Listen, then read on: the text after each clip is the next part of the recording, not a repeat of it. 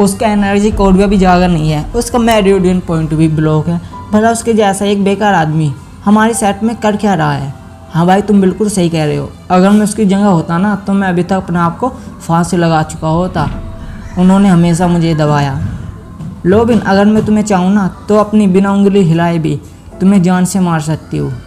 Inner set leader रान रूजुई, मैं उसे भी मार डालूंगा। हमारी सेट से दफ़ा हो जाओ और अपने मास्टर से लाश को भी यहाँ से ले जाओ। वापस आने की कोई ज़रूरत नहीं है। तुम्हारे जैसे कमज़ोर आदमी की वजह से हमारे सेट पर बुरा इफ़ेक्ट पड़ रहा है। तुम और तुम्हारा मास्टर दोनों ही बीमार थे। यह बातें मेरे लिए बहुत दर्दनाक थी, लेकिन मैं कमज़ोर था। क्या उसके मास्टर की मौत हमारे सेट को बचाने के लिए हुई है? तुम क्या मजाक कर रहे हो? यह आदमी अपनी मौत आने तक इंतज़ार क्यों नहीं करता जब वह इतना ही कमज़ोर है? तो चलो, हम सब तुम पर एक एहसान करते हैं। तुम्हें और तुम्हारे मास्टर को एक कब्रिस्तान में दफना आते हैं, क्योंकि हम अपने सेट की ज़मीन तुम्हारे मास्टर के लिए वेस्ट नहीं करना चाहते। मास्टर को ऐसे अपमानित होता देख मुझे रहा ना गया। भला एक ऐसे मास्टर को मैं अपमानित कैसे होने दे सकता हूँ जिसने मुझ जैसे अनाथ को अपनाया? मैं तुम्हारे मास्टर को अपमानित कर रही हूँ? क्या मैं कुछ गलत काम तो नहीं कर रही हूँ? यह तो पहले से ही बेकारी थी। यह मेरे बर्दाश्त से बाहर था। कोई भी मेरे मास्टर को अपमानित करने की कोशिश करेगा तो मैं उसे मार डालूंगा। लोबिन, मैं तुम्हारे ज़िंदगी का एक रास्ता ख़त्म करने के लिए यहाँ आई हूँ। घटिया लोग, तुम जैसे इनर सेट के घटिया एल्डर अपने आप को समझते क्या हो? लोबिन, तुम्हारे जैसा घटिया इंसान और कमज़ोर मरने से किसको भी कोई फ़र्क नहीं पड़ता। मैं उसे भी मार डालूंगा। सीनियर, अपना ध्यान रखा करो। वह मेरी होनी चाहिए। यह कोई समुद्र के नीचे से बहने वाला पानी नहीं है। वह जब अपना आप को बदलता है तो वह ड्रैगन बन जाता है। मेरे मास्टर, आप मुझे स्वर्ग से देख रहे होंगे। मैं आपसे वादा करता हूँ कि मैं आपकी विरासत को बरकरार रखूँगा और जल्द ही उस सेट का मालिक बन जाऊँगा। The peerless martial spirit episode 1। Episode शुरुआत में हमें एक जगह का सीन दिखाया जाता है। हमें दिखाया जाता है क्यानवू सेट द ग्रेट एम्पायर। फिर हमें एक जगह दिखाया जाता है, वहाँ एक लड़का चिल्लाते हुए कह रहा है, क्यों आखिर मेरे मास्टर को सेट के उसमें क्यों नहीं दफनाया जा सकता? फिर वहाँ पर एक तलवार आकर लगती है। फिर कोई उससे कहता है, अगर तुम अपने मास्टर को सेट के यहाँ पर दफनाना चाहते हो तो ऐसा हो सकता है जरूर, लेकिन हाँ, उससे पहले तुम्हें ये तलवार उठानी होगी और मुझे हराना होगा। हमें दिखाई जाती है एक लड़की जिसने ये सब कहा है। अब इस लड़के के बारे में आपको बता दी, ये एल्डर है। इसका नाम है रान रूजुई और ये इनर सेट की लीडर है। फिर वहाँ पर जो बंदे होते हैं ना, वो कहते हैं इसके जो एनर्जी कोर है वह अभी तक पूरी तरह से भी यानी खुला ही नहीं है, और जो इसके पॉइंट है ना वह भी बिल्कुल नीचे यानी कि मेरिडियन पॉइंट है वे भी ब्लॉक हुए पड़े हैं। तो भला ये कूड़ा कचरा हमारे यहाँ के एल्डर से लड़ कैसे सकता है? फिर वे बंदे आपस में बात कर रहे हो, अगर जो मैं इस लड़के की जगह होता ना जिसका नाम फैंग है, तो मैं तो मास्टर के सामने लड़ने की जरूरत ही नहीं करता, बल्कि मैं तो जिसे अपना मास्टर बोलता है ना उसकी लाश को बहुत पहले ही उसका साथ छोड़ देता। फिर एक बंदा बीच में आता है और कहता है, लीडर सेट लीडर, फिर आप उन्हें यहाँ पर दफनाने की कोशिश क्यों, वो अनुमति क्यों नहीं दे रहे? फिर हमें इसी आदमी के बारे में बताया जाता है, ये आउटर सेट है जिसका आउटर सेट का एल्डर है हांग कॉन्ग। फिर हमें ऊपर से वो लड़की कहती है, नो, तुम अपने बारे में क्या सोचते हो? क्या तुम अपने बारे में भूल चुके हो? मैं तुम्हें याद दिलाऊँ कि तुम आउटर सेट के एल्डर हो और मैं इनर सेट के एल्डर हो, तो तुम्हें अपनी जगह भूलनी नहीं चाहिए। फिर उसे ग्रेट करता है और कहता है, एल्डर, भला हमारे सीनियर जो मर चुके हैं मास्टर यान, उन्हें आप यहाँ पर दफनाने क्यों नहीं दे रहे? उन्होंने हमारे सेट के लिए अपना बलिदान दे दिया। फिर वो आगे अपनी बात बढ़ाता है और कहता है, उन्होंने अपने आप को समर्पित कर दिया आपके लिए, उन्होंने सीरियसली आपके लिए अपने आप को सैक्रिफाइस कर दिया। तो क्या आपको नहीं लगता कि आपको ऐसे करना नहीं चाहिए? फिर वो लड़के अपनी बात आगे बढ़ाते हैं और कहती है, हमारे यहाँ पर ये सब कुछ जानते हैं कि सबसे पहले मैंने उन्हें अपने प्यार के उसमें फंसाया, और जब तक वे मेरे लायक थे तो वे मेरे साथ थे, पर लेकिन अब वह मर चुके हैं और ये लाश मुझे नहीं लगता कि किसी भी तरह मेरे काम आ सकती है। अगर जो मेरे साथ इसका कोई भी संबंध होता है तो यह मेरी रेपुटेशन के लिए बिल्कुल भी अच्छा नहीं होगा। फिर आप कहते हैं, वैसे भी देखा जाए तो ये बेकार ही है, तो इसकी जो लाश है ना सब जाकर कहीं भी दफनाया हो।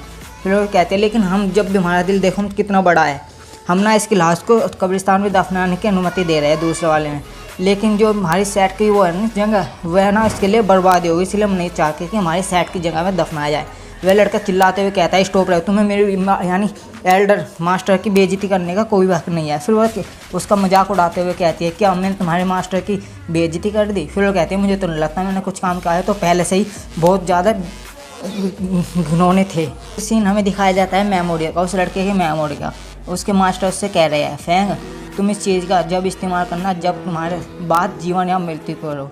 फिर वो लड़का कहता है, मास्टर मैं आपकी रेपुटेशन के कभी रेपुटेशन है ना वह मेरे जीवन से बढ़कर है। फिर हमें दिखाया जाता है लड़का ना अपने घर में से कुछ चीज़ तोड़ता है जो कि उस मास्टर ने दिया, फिर उसमें बहुत ज़्यादा पावर आने लगती है।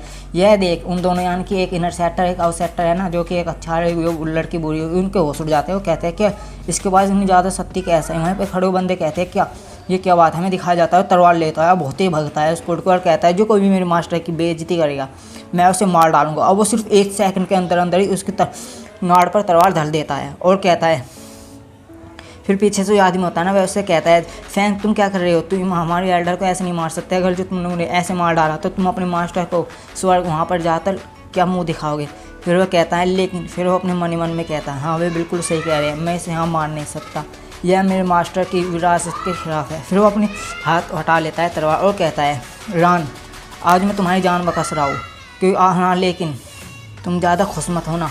फिर हमें दिखाया जाता है वह लड़का नीचे आ जाता है। फिर वहीं पर जो बंदे खड़े रहते हैं ना उनमें से कहता है, ये कैसे मुमकिन है भला जैसे दयनीय चैंग फैन ने हमारी जिसका यहाँ तक कि और जो एनर्जी कोर है ना वो भी पूरी तरह से सील है, तो उसने हमारी एल्डर को कैसे हरा डाला। दूसरा बंदा कहता है, हाँ मैंने देखा उसके ना अपने हाथों से कुछ चीज़ मसली थी और फिर अचानक ही उसमें इतनी ज़्यादा पावर आ गई।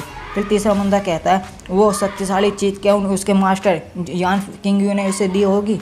हमें दिखाया जाता है ये बेइज्जती देख वो होती है ना जो सेट की लीडर लड़की वो कहती है, हाँ मैं तुम्हारी इतनी हिम्मत तुमने मुझे चोट पहुँचाने की कोशिश करी।